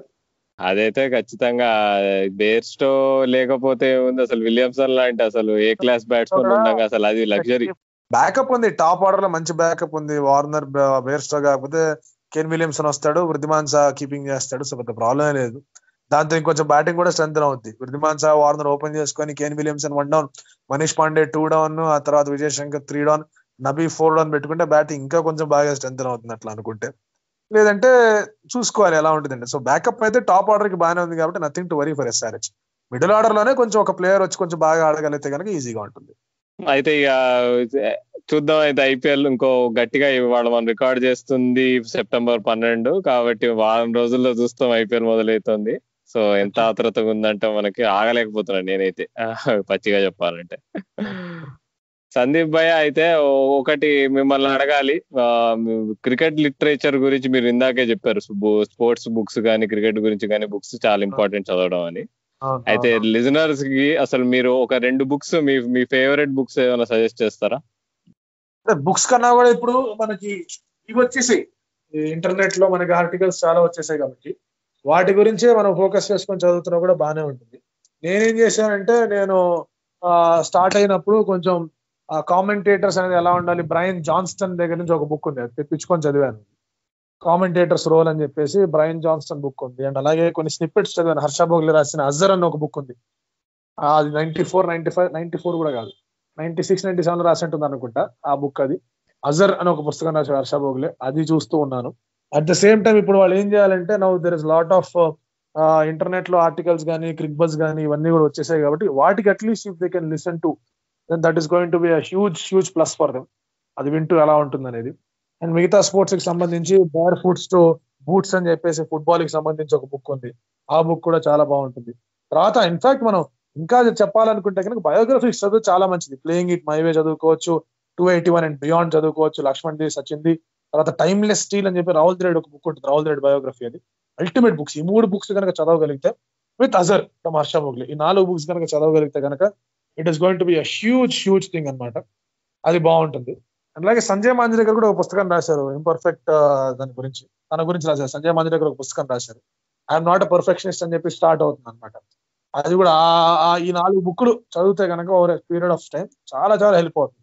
The easiest to start with is playing with my way తో స్టార్ట్ చేసేసుకోవచ్చు, లేదంటే 281 అండ్ బియాండ్. ఈ 2 are the easiest books to start with. చాలా విషయాలు తెలుస్తాయి ఆ బుక్స్ తో, అండ్ అక్కడి నుంచి you can pick it up. Sanjay Manjrekar book చదివాను నేను, చాలా గ్రేట్ బుక్. అసలు నేను గ్రేట్ బుక్ అని ఈజీగా నచ్చుతాను. అంటే తను ఏమో అంటే నువ్వు వేరే నేను చదివిన బయోగ్రఫీస్ కానీ ఇది కానీ అసలు చాలా డిఫరెంట్ గా ఉండే. అసలు తాను అసలు అంత క్రిటిసైజ్ చేసుకుంటూ బుక్ రాశాడు అసలు. అది అసలు చాలా ఫ్యాసినేటింగ్ రీడ్ అనిపించింది. వేరే అసలు అట్లా పెట్టాడు, పర్ఫెక్షనిస్ట్ ఇంపర్ఫెక్షనిస్ట్ ఏంటి అని చెప్పేసి పెట్టాడు. అది కూడా మంచి బుక్. అది సరే ఈజ్ బీయింగ్ తను బాగా ఫ్లాగ్ చేసి ట్విట్టర్ లో అది ఇది అంటున్నారు, కానీ ఆ బుక్ చదివితే కనుక డెఫినెట్లీ కొంచెం పర్స్పెక్టివ్ మారిపోతుంది స్పోర్ట్స్ అనలిసిస్ వాటి. అసలు అజర్ బుక్ ఎక్కడ దొరికింది భయ్యా నీకు? నేను 5 ఏళ్ళగా ఎత్తుతున్నా. అజర్ బుక్ ఏమైందంటే, నాకు సుధీర్ అని చెప్పేసి ఒక ఫ్రెండ్ ఉన్నారు, కామెంటేటర్. ఆయన ఎప్పటి నుంచో చేస్తున్నారు. ఆయన దగ్గర ఒక కాపీ ఉంటే అది తెప్పించుకొని చదువుకున్నా. అది నాకు ఎట్లా ఇప్పించు భయ్యా, అది నేను ఎప్పటి నుంచో ఎదుగుతున్నా బుక్. ఎందుకంటే నేను ఎప్పటి నుంచో చదువు అనుకున్నా అజర్ బుక్, అసలు దొరకను కూడా దొరకలేదు. ఆ తర్వాత ఆయన ద్వారా దొరికింది. తర్వాత ఎంఎల్ జయసింహ గురించి జోసెఫ్ ఆంటనీ ఒక మంచి రైటర్, ఆయన రాశారు ఎంఎల్ జయసింహ అని. హైదరాబాద్ కి ఆడారు, ఇండియాకి కూడా ఆడారు, ఇండియా క్యాప్టెన్ కూడా చేశారు ఆయన. అది ఆయన బుక్ చాలా బాగుంటుంది. ఖచ్చితంగా మేము అన్ని బుక్స్ అన్ని పాడ్కాస్ట్ లో రివ్యూ చేద్దాం అనుకుంటున్నాం ఎట్లయినా ఫ్యూచర్ లో. బాగుంటుంది. అసలు ఎంఎల్ జయసింహ గురించి మాట్లాడినప్పుడు అందులో అసలు ఎంఎల్ జయసింహ సునీల్ గవాస్కర్ ని ఎట్లా ఎంకరేజ్ చేశాడని ఒక చాప్టర్ ఉంటుంది. అసలు what is ML Jayasimha, what is Hyderabad cricket అని. చాలా చాలా బాగుంటుంది అది యాక్చువల్గా. ఓకే సందీప్ భయ్య, అయితే it was really nice talking to you. Are and inspiration అని చెప్పుకోవచ్చు. ఫస్ట్ నుంచి వీడియోస్ కానీ ఏమైనా కానీ తెలుగులో క్రికెట్ గురించి చేయొచ్చు అని కైండ్ ఆఫ్ చూసారే, ఇలా కూడా ఒక ఆపర్చునిటీ ఉందని రియలైజ్ అయింది అక్కడి నుంచే. కాబట్టి it was a pleasure talking to you. చూద్దాం అయితే ఐపీఎల్ సీజన్ ఏమైతుందో. ఇంకా ఫ్యూచర్ లో ఖచ్చితంగా మళ్ళీ పాడ్కాస్ట్ లో మళ్ళీ మీరు ఉంటారు, మిమ్మల్ని ఇన్వైట్ చేస్తాము, తప్పకుండా రండి. థ్యాంక్ యూ సో మచ్ రాజు గారు. Thank you Sandeep. సో అదండి, సందీప్ చాలా మంచి కబుర్లు చెప్పాడు, చాలా తెలియని విషయాలు కూడా చెప్పాడు మీకు మా అందరికి ఇన్స్పైరింగ్ గా. కొన్ని రోజులు ఐపీఎల్ కూడా మొదలవుతోంది. ఇంకా ఐపీఎల్ అప్పుడు మేము ఏం చేస్తామని మీకు ప్రశ్న ఉండొచ్చు. ప్రతి వీక్ ఒక వీక్లీ రౌండప్ ఎపిసోడ్ చేస్తాము. దాంట్లో మేము ఆ వీక్ లో జరిగిన మ్యాచెస్ అన్ని ప్లస్ ఇంకా ఆ నెక్స్ట్ వీక్ లో జరగబోయే మ్యాచెస్ గురించి మాట్లాడతాము. ఫ్యాన్స్ ఇంట్రెస్ట్ బట్టి ఫ్యాన్స్ కి మా షో మీదకి వచ్చే అవకాశం కూడా ఇవ్వడం జరుగుతుంది ఈ ఐపీఎల్ సీజన్ అప్పుడు. సో వేచి చూడండి, స్టే ట్యూన్. సో అందరికి ఇంకొక విషయం కూడా చెప్పాలి ఏంటంటే, మీరందరూ చాలా మంది ఫీడ్బ్యాక్ పంపించారు అండ్ చాలా ఆనెస్ట్ ఫీడ్బ్యాక్ పంపించారు. సో మీ ఫీడ్బ్యాక్ మాకు ఎప్పుడు స్పెషల్ గానే ఉంటుంది. సో మీ ఫీడ్బ్యాక్ ఇంకా పంపిస్తూ ఉండండి ఎపిసోడ్ విని, అండ్ ఫ్రెండ్స్ తో కూడా షేర్ చేయండి. Special thanks to each and every one of you for listening to our podcast. ఇంకా యాజ్ యూజువల్ గా మీకు చెప్పేది, మా పాడ్కాస్ట్ ఎక్కడెక్కడ దొరుకుతుందా అంటే Spotify, Google podcast, Apple podcast, Overcast వింటూ ఉండండి. దిస్ ఇస్ క్రికెట్ నాగరికుడు రాహుల్ సైనింగ్ ఆఫ్.